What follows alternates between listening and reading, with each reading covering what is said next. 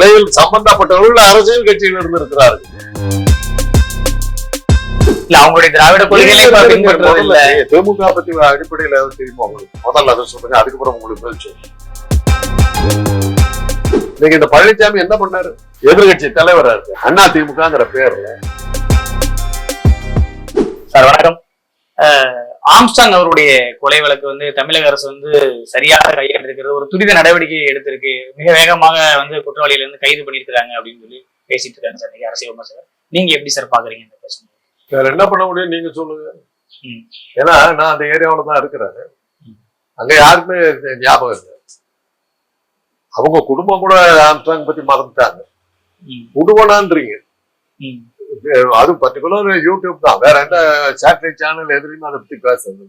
Armstrong கொலைய வந்து இன்னும் ஒரு 2-3 வருஷத்துக்கு பேசுங்கன்னு நினைக்கிறேன். தேசிய கட்சி அது தமிழ்நாட்டுல எத்தனை இடத்துல வின் பண்ணிச்சு, எத்தனை எம்எல்ஏக்கள் இருக்காங்க, எத்தனை எம்பிக்கள் அதுல ஜெயிச்சாங்க, தமிழ்நாட்டுல அந்த ஆம்ஸ்டாங்களுடைய கூட்டங்கள் எங்க எல்லாம் நடந்தது, என்ன செஞ்சா சொல்லிட்டு பாக்க சொல்லுங்க. கொலை செய்யப்படுவதற்கு முன்பா அவரை பத்தி யாருக்கா தெரியும்? யாருமே தெரியாதுங்க. ஏன் இதை வந்து என்னால அழுத்தம் திருத்தமா சொல்ல முடியும்னா, பகுஜன் சமாஜ்வாடி பத்தி தானே அவருடைய தலைவரா இருந்தது. அந்த கட்சியுடைய முதல் தலைவர், தமிழ்நாட்டு தலைவர் யாருன்னு தெரியுமா உங்களுக்கு? மாயாவதி ஆரம்பிச்ச உடனே, அந்த கட்சி ஆரம்பிச்ச உடனே தமிழ்நாட்டில் அதுக்கு கிளை இருந்தது. அந்த கிளைக்கு தலைவர் யாரும் தெரியுமா? முதல்ல தமிழ்நாட்டில் இருந்தது யாரு தெரியுமா? நான் கேட்கும் போது இருந்ததுனாலதான் நான் கேட்கிறேன். அகில உலக கல்வி முன்னேற்ற கழகம்னு வச்சிருக்காரு, தேவநாதன் எம்பிக்கு நின்னாரு பாஜக. அவர் தான் அதனுடைய தலைவர். மாயாவதி அவரை நியமிச்சாங்க. நியமிச்சு நடராஜன், சசிகலாவுக்கெல்லாம் அதுல தொடர்பு. மாயாவதியே கட்சி ஆரம்பிச்சாங்க, தேவநாதன் தான் தலைவர். அப்ப தேவநாதனுடைய டிவில நான் ஒர்க் பண்ணிட்டு இருந்தேன், அவரோட சேர்ந்து பல விஷயங்கள் நான் செஞ்சிருந்தேன். பிஎஸ்பியை பத்தி எங்களுக்கு நிறைய தெரியும். ஒரு ஏறத்தாழ ஒரு வருஷத்துக்கு பிறகு பட்டியலினத்தை சேர்ந்தவர்களுக்காக ஆரம்பிக்கப்பட்ட ஒரு இயக்கத்தில் பட்டியலினத்தை சேராதவர் தலைவராக இருப்பது எப்படின்னு ஒரு கேள்வி வந்தபோது தேவநாதன் விளையிட்டார். அதுக்கப்புறம் அந்த கட்சி காணாம போச்சு. அப்போ காலகட்டங்கள்ல ஆக்டிவா இருந்தாரு சார். இவங்க சொல்றது போல அந்த பகுஜன் சமாஜ் கட்சி ரொம்ப ஆக்டிவா இருந்தது. சசிகலாவுக்கும் அவருடைய நடராஜனுக்கும் அதுல தொடர்பு இருந்தா கூட, பிஎஸ்பி இங்க ஆரம்பிச்ச போது அதிமுகவை எதிர்த்தா, ஜெயலலிதாவை எதிர்த்துதான் அந்த கட்சி ஆரம்பிக்கப்பட்டது. தேவநாதனுடைய பதிவுகள் பூராமே ஜெயலலிதா எகென்ஸ்டா பின்னணியில இருந்தாங்க. இருந்தாலும் ஜெயலலிதாவுக்கு எகென்ஸ்டா தான். அவருக்கு அந்த பொறுப்பை வாங்கி கொடுக்க வேண்டிய நாங்கள் இருக்கக்கூடிய அவரு நம்மவரா இருக்கணும் அப்படின்றதுனால, இல்ல அதற்கு எது அரசியல் எப்படியோ ஒரு காரணத்தினால அவர் வந்து வெளியே இது பண்ணாங்க. மாயாவதிக்கும் தேவநாதனுக்கும் தொடர்பு உண்டாக்கணும் நடராஜன். அன்னைக்கு நடராஜனுக்கு டெல்லியில பல்வேறு வகையான செல்வாக்கு இருந்தது, சசிகலாவுடைய கணவர். அதன் மூலமா மாயாவதி கட்சி தமிழ்நாட்டில் ஆரம்பிக்கணும் போது தேவநாதனை சஜஸ்ட் பண்ணி அவரை வச்சு இங்க ஆரம்பிச்சதுக்கெல்லாம் பின்னணியில இருந்து நடராஜன். ஏன்னா சசிகலா நடராஜன் அவர்கள் வந்து இன்னைக்கு அதிமுக ஜெயலலிதா அவர்களுக்கு வந்து நெருக்கமாக இருந்த நபர். ஆனா அப்படியே அவருடைய கணவர் வந்து அதற்கு நேர் எதிராக உள்ள ஒருத்தர் கொண்டு வந்த மாதிரி சில காரணங்களால எதிர்க்கிற மாதிரி நடிக்கணுங்க. உண்மையான எதிர்ப்பே கிடையாது. அரசியல் காலத்துல இடத்துல இதை சொன்னாதான் நிக்கும்னாங்க, அதை சொல்லிதான் நம்ம வரணும். வந்ததுக்கு பிறகு நம்ம இதை மாத்திக்கலாம், நம்முடைய போக்க மாத்திக்கலாம். கொள்கை அடிப்படையில எந்த கட்சிக்கு இருக்கு? இந்தியா இருக்கட்டும், உலகத்திலே கொள்கை அடிப்படையில என்ன கட்சி இருக்கு சொல்லுங்க பாருங்க. 2 கட்சி தான் எனக்கு தெரிஞ்சு அரசியல் இயக்கம் எடுத்தா. ஒண்ணு வந்து பாஜக, இன்னொன்னு வந்து திமுக. பாஜக வந்து சனாதனத்தை தூக்கி பிடிக்கிறவங்க, வர்ணாசிரம தர்மத்தை தூக்கி பிடிக்கிறவங்க, அதை எதிர்த்து நிக்கிற திராவிட சித்தாந்தத்தை தூக்கி பிடிக்கிறவங்க திமுக. இது 2 தவிர மற்றவெல்லாம் வந்து முதல் போட்ட காசு எடுக்கலாம், லாபம் எடுக்கலாங்கிறதுக்காக வர்றவங்க தான் அரசியல். இல்ல பாஜக கூட ஒரு வகையில வந்து நீங்க சொல்ற போல கொள்கை ரீதியா நிக்குதுன்னு சொல்லலாம். அப்ப திமுக வந்து கொள்கை ரீதியா நிக்குதுன்னு எதை வச்சு சார் சொல்றீங்க? தெரியாது. ஆக நீங்க திமுகவுக்கும் உங்களுக்கு தொடர்பு இல்லைங்கிறது தெரியுது. திமுக தொடர்பே இல்லைன்றது நீங்க எதை வச்சு சொல்றீங்க? இல்ல திமுக பத்தி உங்களுக்கு அடிப்படையில ஏதாவது தெரியுமா? இல்ல அவங்களுடைய திராவிட கொள்கைகளை திமுக பத்தி அடிப்படையில ஏதாவது தெரியுமா உங்களுக்கு? முதல்ல அதை சொல்லுங்க, அதுக்கப்புறம் உங்களுக்கு பதில் சொல்றேன். இல்ல பெரியாரையும் அம்பேத்கரையும் தூக்கி பிடிச்சாங்க. இப்ப வந்து அவங்க கொள்கையெல்லாம் மாறி இப்ப வந்து பேரளவுல மட்டும்தான் அவங்க கொள்கையை பின்பற்றாங்க அப்படின்னு ஒரு விமர்சனம் மாறி போச்சுன்னு எந்த எந்த அதுக்கு ஒரு ஆதாரம் காட்டுங்க, ஒரு உதாரணம் சொல்லுங்க. ஒரு உதாரணம் சொல்லுங்க. 10ஆம் பொதுவுல எதிர்த்து பேசணுங்கிறதுக்காக பேச இல்ல ஃபர்ஸ்ட் வந்து பாஜகவுக்கு எதிராக குரல் கொடுத்தாங்க. அப்புறம் வந்து நாங்க ஆரியத்தை தான் எதிர்க்கிறோம், ஆன்மீகத்தை எதிர்க்கவில்லைன்னு முதலமைச்சர் அவர்கள் வந்து சொன்னாரு. சரி, அப்ப ஒரு சில கருத்துக்களை வந்து முதலமைச்சர் அவர் வந்து பாஜக வந்து பயப்படுறாரு அப்படின்ற ஒரு விமர்சனங்களையும் திமுக. பயப்படுறது வேற, கொள்கையை விட்டுட்டாங்கிறது வேற. முதல்ல அதை புரிஞ்சு. ஹிட்லரை கண்டு உலகமே பயந்ததுங்க. அப்படின்னாக்க கொள்கையை விட்டுட்டாங்க, அமெரிக்காலாம் விட்டாங்கன்னு இருக்குமா? அந்த பயத்துக்கு தகுந்த மாதிரி நம்ம வந்து நடவடிக்கைகளை எடுக்கணுங்கிறதுக்கு தான் பயப்படுறது. பயங்கிறத வந்து ஒரு வலி வந்தவுடனே ஏன் கத்துறோம்? நடவடிக்கை எடுக்கணுங்கிறதுக்காக. கத்துலன்னா அந்த வலி இருக்கிறதே தெரியாது. அதை வந்து கொள்கை மாற்றம்னு சொல்லாதீங்க. கொள்கைக்கு ஆபத்து வருதுங்கிறதுக்காக சில காம்ப்ரமைஸ் நம்ம பண்ண வேண்டி வரும்.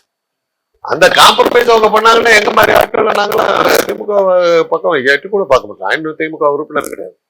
திராவிட இயக்கத்தை வந்து ஆட்சியில இருக்கிறவங்க யாருன்னு பார்த்தாக்கா ஸ்டாலின் தலைமையில இருக்கிற திமுக தான் பிடிச்சிட்டு இருக்கு. ஏன்னா நீங்க அதற்கு முன்புல இருந்து ஆரம்பத்துல இருந்து இருக்கிறீங்க. கலைஞர் ஐயா பிடிச்ச அளவுக்கு முதலமைச்சர் மு.க. ஸ்டாலின் அவரும் இப்ப அதே நிலையில இருக்கிறாருன்னு நீங்க நினைக்கிறீங்களா? அவரை விட வேகமாவே இருக்காரு. கலைஞராவது கொஞ்சம் காம்ப்ரமைஸ் போயிருக்காரு. அவசர நிலை காலத்தில் இருந்த அந்த வேகமான கலைஞர் அதுக்கப்புறம் நான் பார்க்கல. இன்னைக்கு இந்திராவை கண்டு நடுங்கின காலத்துல நின்னாரு. பார்க்கலாம், உனக்காச்சு எனக்காச்சு கொடுமைகளை பண்ணாங்க. அதான் இன்னைக்கு வந்து ஸ்டாலின் வந்து பிக் பாக்கெட் அடிச்சு ஜெயிலுக்கு போனதுக்கு கதையெல்லாம் விடுற அளவுக்கு உங்க மீடியாவெல்லாம் போட்டு எழுதுனீங்க. அதையும் பார்த்தோம். ஏன்னா இப்படி எல்லாம் கேவலப்படுத்துவதன் மூலமா வரலாற்றை மறைக்கலாம்னு நினைச்சாங்க.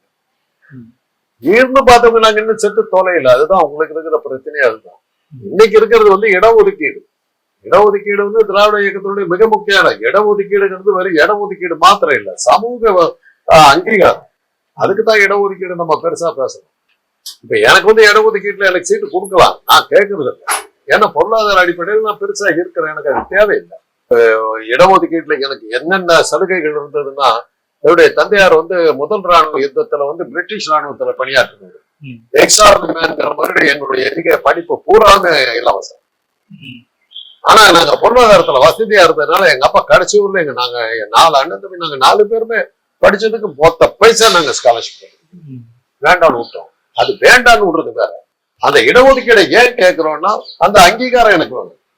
பிற்படுத்தப்பட்டவன் எனக்கு படிக்கிறதுக்கான அங்கீகாரம் வேணும். நீ கொடுக்குற ₹1 நான் படிக்க போறதில்ல, அதை விட என்னால சம்பாதிக்க முடியும். அந்த இடஒதுக்கீடு எனக்கு கொடுக்கணும். அந்த அங்கீகாரம், சமூக அங்கீகாரத்துக்கு எனக்கு தேவை. அதைத்தான் வந்து திமுக சொல்லுது.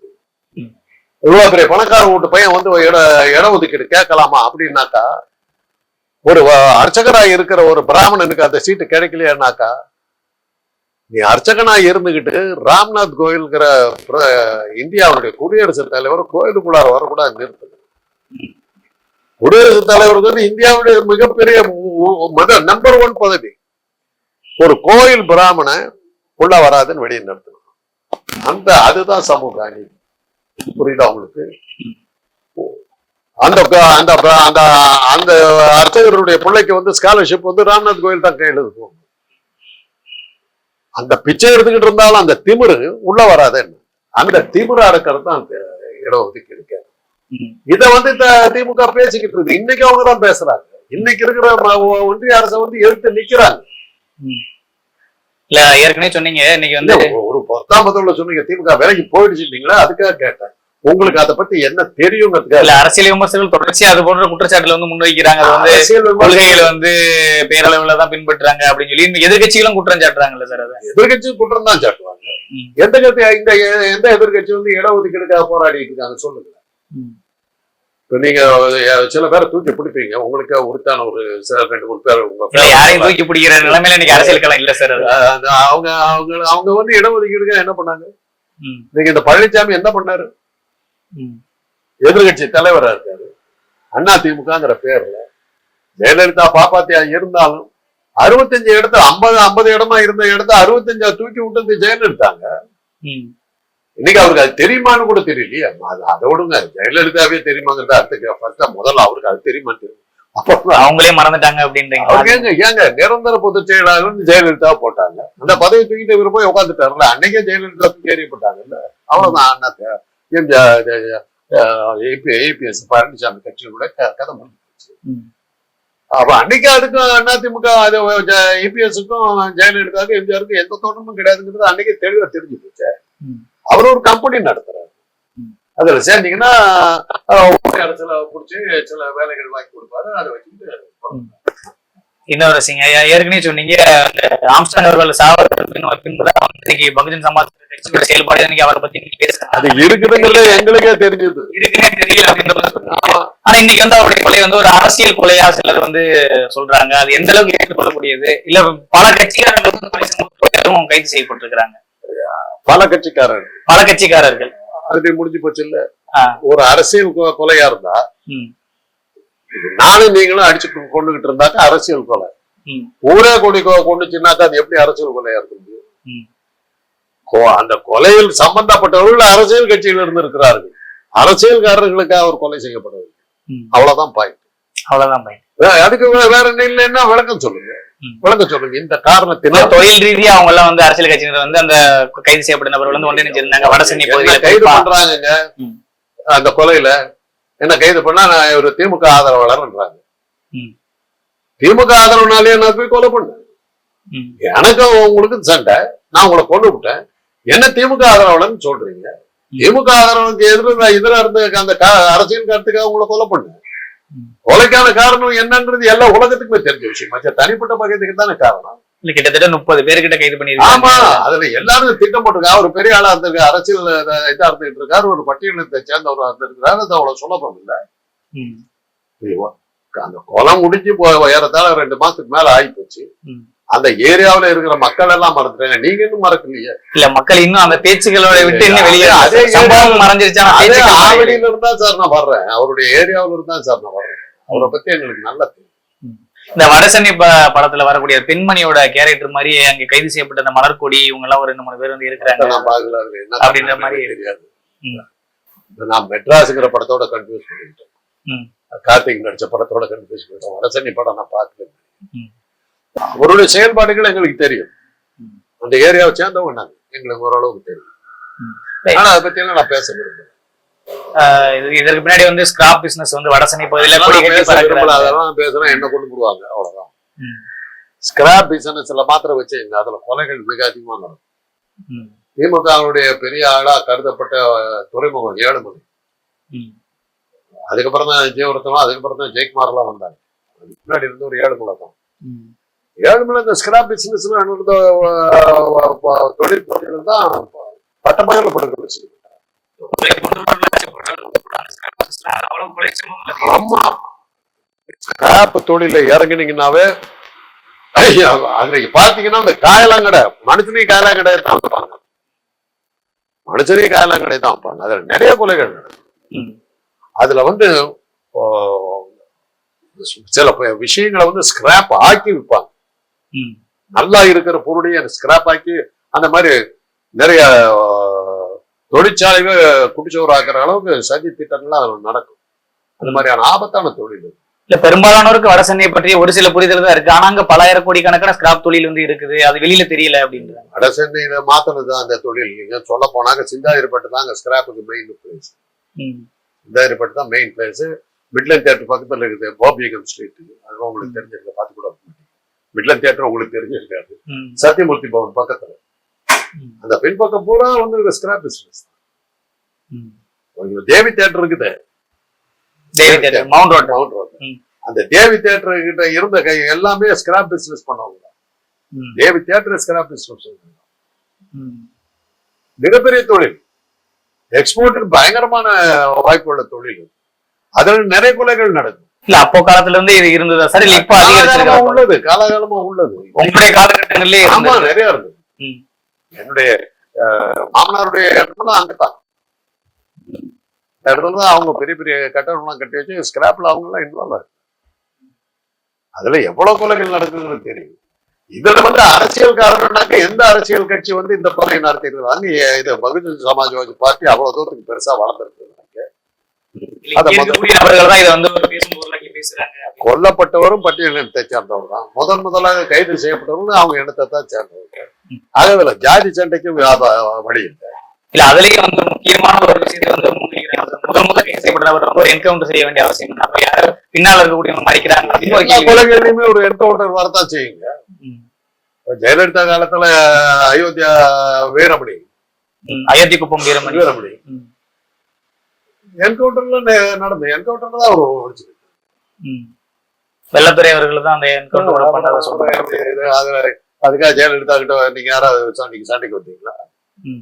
நீங்கெல்லாம் இல்ல. ஒவ்வொரு என்கவுண்டருக்கு பின்னாடியும் ஒரு அரசியல் இருக்கு அப்படின்றத ஏத்துக்கிட்டு போயிடணும். பண்றாங்கனால எதையோ மறைக்கிறதுக்கு பண்றாங்கிறதா அர்த்தம். அதுல எந்த சந்தேகமும்